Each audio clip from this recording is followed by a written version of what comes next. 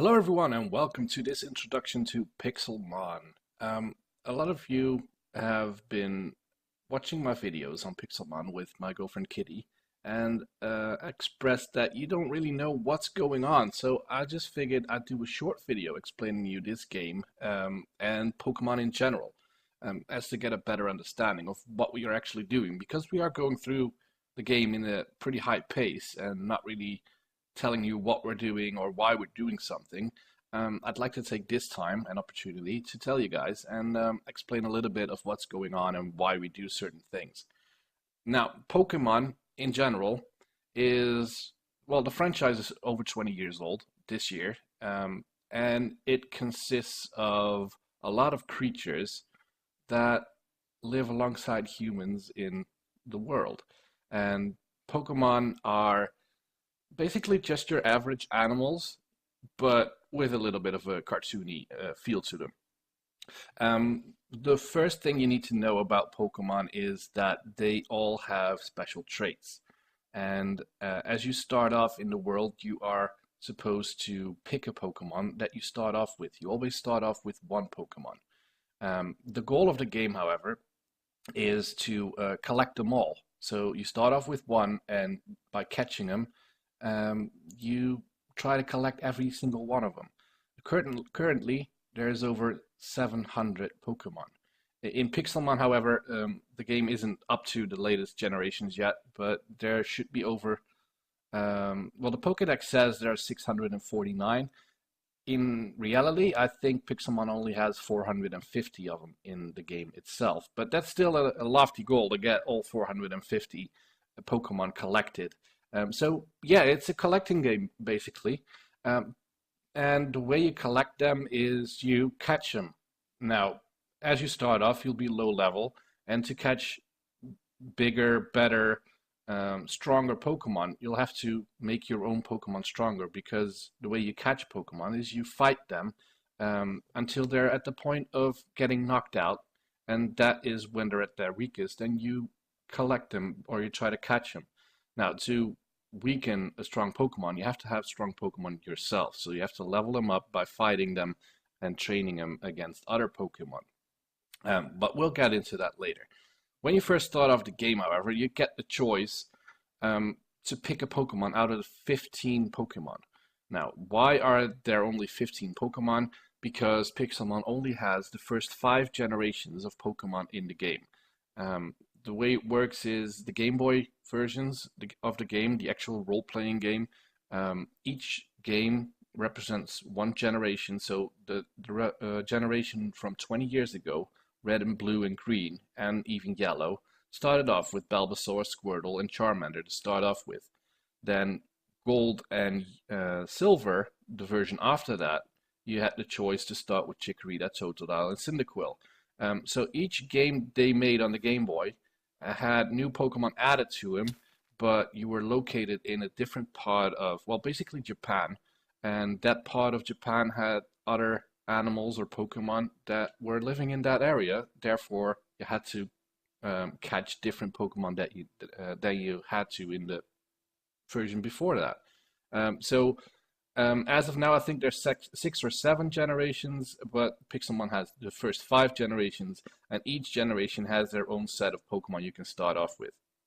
Now, as I said before, each animal or Pokemon has its own traits, and each generation starts you off with either a grass-type Pokemon, so in this case Bulbasaur, a water-type Pokemon, so in this case Squirtle, or a fire-type Pokemon, in this case Charmander. And as you can see, they're all lined up. The green ones are here, these are the blue ones, and these are the red ones. So green is grass, blue is water, and red is fire. Now, why is that important? Because every animal has strengths and weaknesses depending on their type. For instance, a green Pokemon, a grass Pokemon, has a very big advantage against water Pokemon. Water doesn't damage leaves as much as for instance, fire does. So the weakness of a grass Pokemon is fire. Fire burns leaves. It's as simple as that. So in the first Pokemon choice, you'll have to figure out which strengths and weaknesses you prefer. To continue on that, a fire Pokemon, like I said, is very strong against grass, but fire is weak against water. So that is the basics of choosing a Pokemon type. Now, there are a lot of different types and combinations of types, even, um, that actually influence the game fairly much. So, for instance, if there's 10 types and there's even combinations of types, your Pokemon might be good against something or weak against something, and that will influence the outcome of the battle, yeah, fairly much. So what I usually do is I go for a fire Pokemon, not for a particular reason, but mainly, oh, to start it off, I never start with grass because grass is good against water, and at first you're not really um, close to getting any good water Pokemon. So your main battles will be on land, and on land you'll probably find a fewer amount of water Pokemon. Water is good against rock as well because of erosion's effect. So that it's pretty scientific in the sense that matches up with real world science. So water erodes stone, so water Pokemon are good against stone Pokemon. Water douses fire, so water is good against fire as well. But water conducts electricity, so if you are fighting an electrical Pokemon, water isn't that great. So like I said, there's many types and many kinds that all influence each other in a good or in a bad way. I usually just start off with Charmander because I am a first generation child, so to speak. I grew up with the first generation, and Charmander is just my preferred Pokemon. It looks cute. It really does, in my opinion. So I choose Charmander, and then you start off, well, in Pixelmon, with nothing. I have an empty inventory, and you'll have to go about and fighting Pokemon and collecting stuff. And just like in Minecraft, you have to get your tools and work with that. Now, what you do is you go around the world and you try to collect every single one of the Pokemon there is. Now, if I look up into the sky and press I, I'll get my Pokédex. Now, what a Pokédex does is this is your log that contains every single Pokemon that's in the game. And like I said, it goes up to 649, but some of them are not implemented yet, as far as I know. I'm pretty sure they're not implemented yet. So, for instance, I think all these question marks might not have been implemented yet. No, that's not true. The question marks are the Pokemon you haven't caught yet. The dashes are the Pokemon that aren't implemented yet. So there's quite a few that haven't been implemented yet, especially in the latest versions of the generations. But as you go up here, you'll see a lot of question marks. So these are all the Pokemon you can catch. So the objective of the game is actually to catch them all. And when you catch a Pokemon, it'll register into this computer that you have with you. It's kind of like a tablet that registers, well, the name of the Pokemon. It has a picture, average height and weight. If you click this, you'll go to the Internet Wiki, so it'll tell you more about it. And then a short description on what the Pokemon is. So in this case, Charmander, the fire on the tip of its tail, there's actually a flame there, is a measure of its life. If healthy, its tail burns intensely. So if I show you Charmander now, you'll actually see that there's a flame there. And the bigger the flame, the more healthy it is. In theory, in the game it doesn't work like that, but yeah, it's just a sprite. Now, in the role-playing version of the game, the objective is to become the strongest trainer of them all. Now, what that means is, in the role-playing version, which is also a mod that you can play in Minecraft, you'll have to go from city to city, from town to town, and fight people there. And, well, if you win, you'll get a sort of a notification, or a badge it's called, that you actually won that part of the town. And once you've done that 8 times, you've defeated 8 different gyms, as it's called, you'll have the opportunity to go to the Super Bowl of Pokemon, as it's as it were, which is the Pokemon League. And in the Pokemon League, it's a competition that everyone that has won those 8 badges can fight and determine who's the greatest of them all. Now, to do that, you'll have to level up your Pokemon, catch more Pokemon, because, as I said with strengths and weaknesses, if you only have one Pokemon that is only good at one thing, and you'll encounter a different Pokemon that has an advantage over it, it'll die quickly, and yeah, you won't be getting anywhere. So in the role-playing version, the emphasis on getting them all isn't really the biggest emphasis. It's more on getting stronger and getting different types to complete your roster. Now, your roster is the 6 balls that are on my left of the screen, which means you can at any time you can carry 6 Pokemon. Those are the Pokemon you can fight with.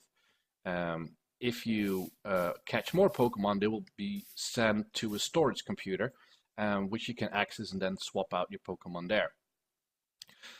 And well, that is just to facilitate you to get the strongest roster at any given time. So, for instance, if you're fighting a fire gym, you could put 6 water type Pokemon in your inventory and go fight them with that. And then if you go to a leaf gym, you can choose for 6 fire types. But in general, if you're walking around in the world, it's best to have a good mix of different types, so any Pokemon you encounter, you can then compete with. Now, the combat system is fairly straightforward. I'm looking for a not so high level, and Scyther over here might be, yeah, he's a little bit out of my league. So my Pokemon now is a level 5, as it says here, and this is 19 HP out of 19 HP, so that's the health it has right now. Now, the easiest way to level is to get a Pokemon with a fairly higher level, slightly higher level than you have, but that doesn't have an advantage over you. So, for instance, if I'm playing with Charmander, I'd like to have a leaf Pokemon that I can kill fairly easily. But as you can see, the green Pokemon over there, Scyther it's called, is a leaf Pokemon, but it has a major higher level than me, meaning that it'll instantly kill me. So when I start off, I usually just go look for water-type Magikarps. Now, you might be wondering, if I'm talking about strengths and weaknesses, water-type versus fire-type, why am I willing to fight it? Well, very easily, Magikarp is the only Pokemon that starts off with no attack skills. So if I attack it, Magikarp is a fish, so if he had known water-type moves, he'd have a great advantage over my Charmander. But since I know that Magikarps at below level 15 never have attack moves, I'm fairly certain that I can kill him, because, well, he has no way to kill me. Now, the combat system is fairly easy. The UI is always the same in pretty much every Pokemon game. You start off with, in any combat, well, this is the HP and the status. If it has a status change, it'll be here. Of the Pokemon you're fighting, and this is your Pokemon. This blue bar is its experience. Once this bar fills up, it'll level up. Leveling up basically just means that you've got stronger.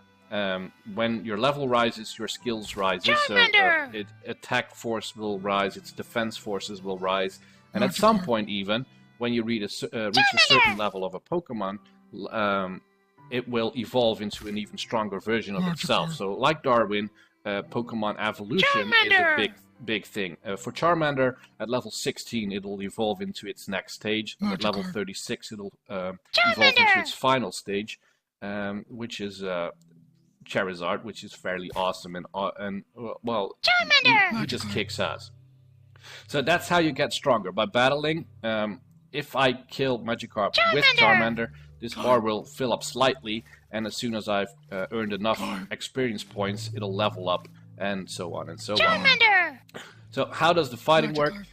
You get this screen. You have the option to fight the Pokemon that you're up against. You have the option to go into your bag, which consists of restoration items, which I don't have on me, which consists of Pokeballs. So if I'm fighting a wild Pokemon, as I'm doing right now, if I weaken the Pokemon, I can throw a Pokeball at it and try to capture it. It's just basically like throwing a net over it.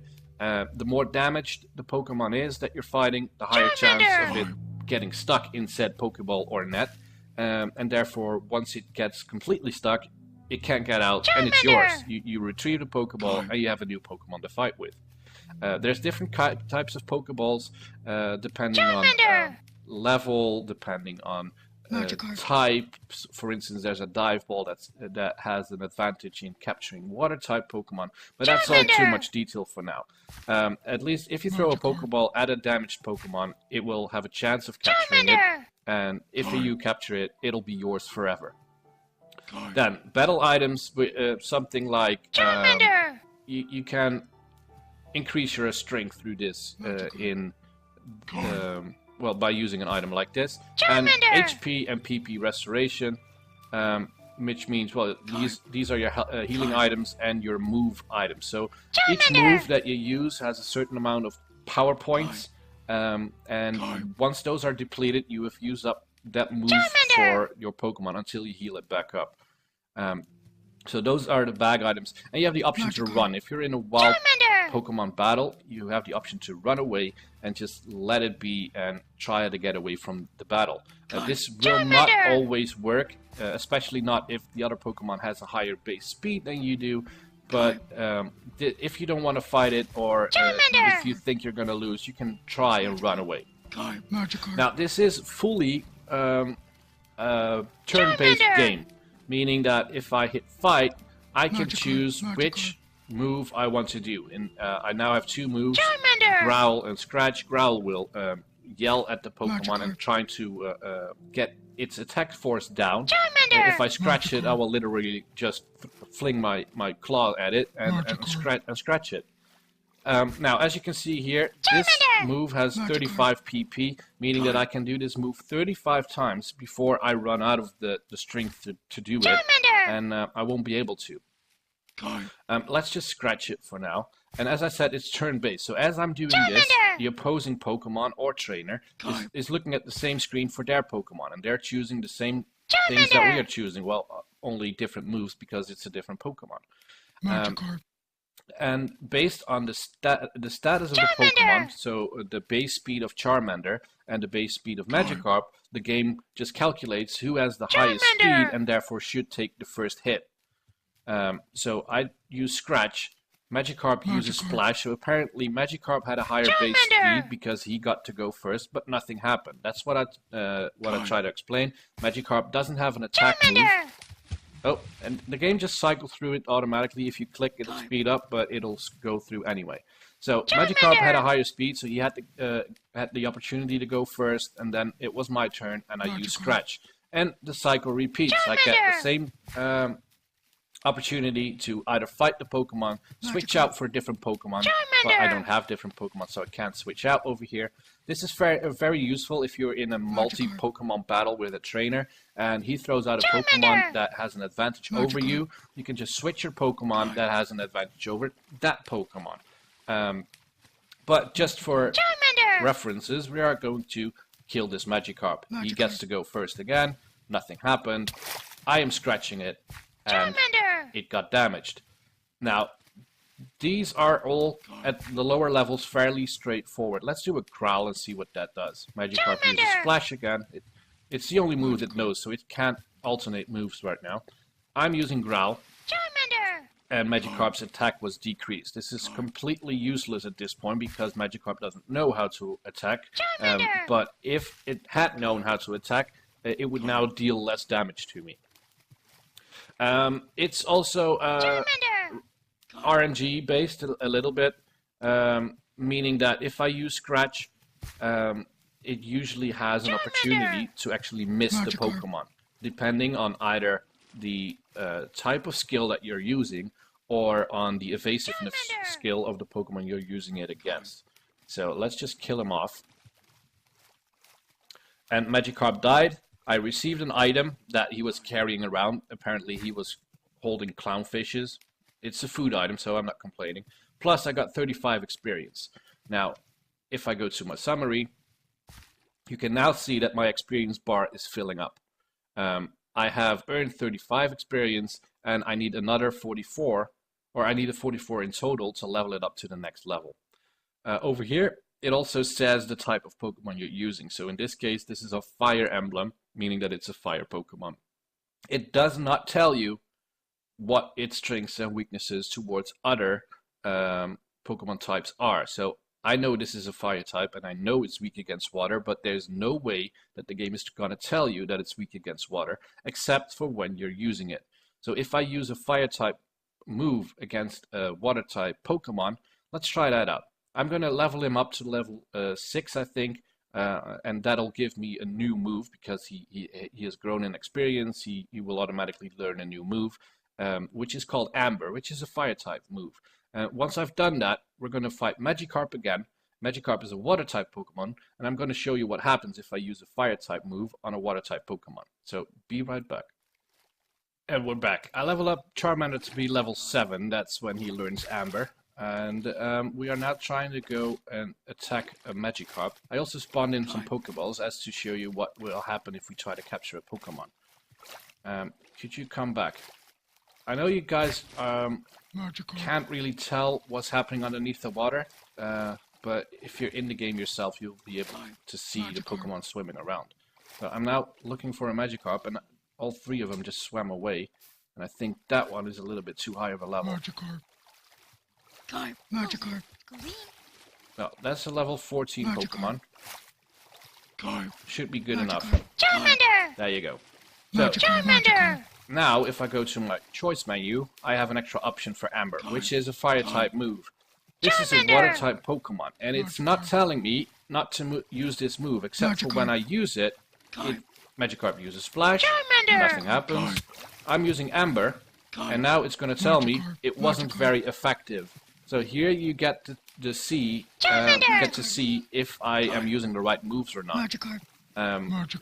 And this is where the strength and weaknesses come in. So if you're using the wrong type of Pokemon, you'll actually do less damage than you're supposed to. Now, if we are catching Pokemon, you go into your bag and select the Pokeball. The way this works is you just throw it at the Pokemon, and it will suck it up into the ball. And the question is, will it stick? Now, you have to wait, and as you can see, the Pokemon just broke free. That is because I have not damaged it enough. You have to actually weaken the Pokemon to actually capture it. So let's try and damage him enough so we can get him to stick into his ball, and then we can catch a Pokemon.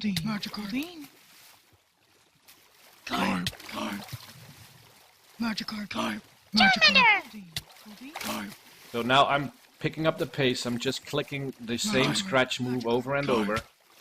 Oh, I accidentally killed it. Well, as you can see at the end, it had a little bit of a red bar.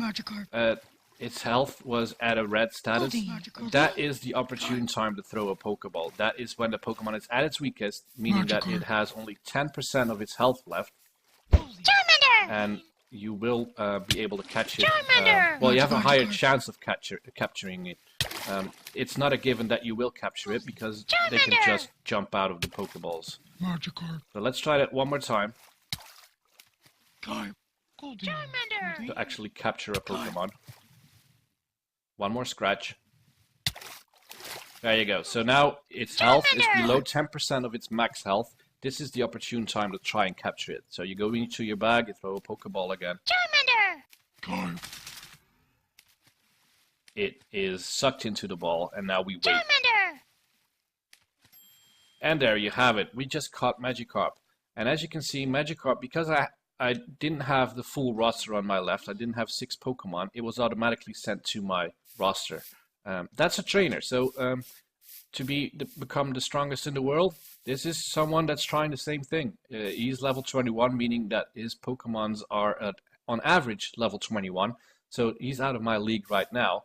But by fighting these people, it's just like the role-playing game, you get the chance to check out how good your Pokemon are and how you compare to other players. Plus, it's Minecraft multiplayer, or at least you can make it multiplayer, so you can play with your friends and actually battle them. Now, in an upcoming episode in my Kitty Co-op, I think it's the episode in which we do all Eevee evolutions in the same episode. We actually do a full roster battle against each other, meaning that we each have 6 Pokemon, and we decide who's the better Pokemon fighter, trainer, whatever. So now I have caught Magikarp, and he is out. I just threw him on the ground.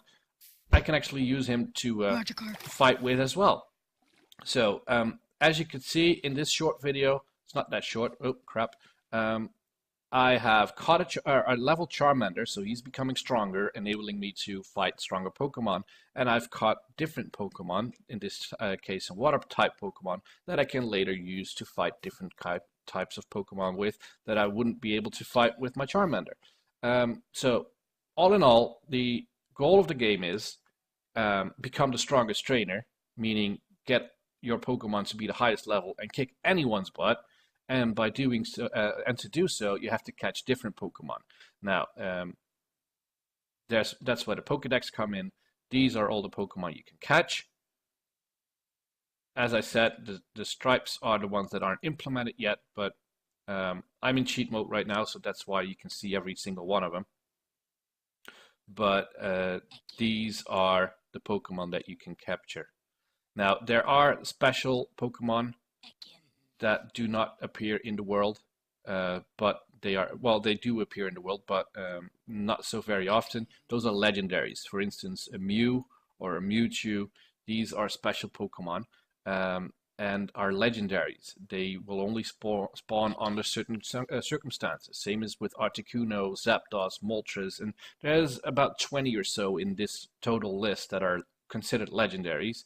Yeah, if you catch those, they're just normal Pokemon, so you can fight with them, but they're fairly strong compared to other Pokemon. And it just gives an extra dimension because they are rare. It will take a lot of effort to capture them. And therefore, because they are rare and some of these others are rare as well, a lot of them are rare and then a lot of them are not.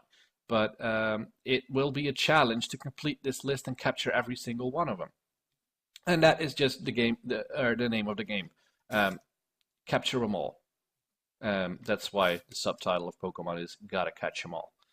So I hope I have explained Pokemon and Pixelmon in a good fashion, so new players or new people watching the series have a better understanding of what we are doing.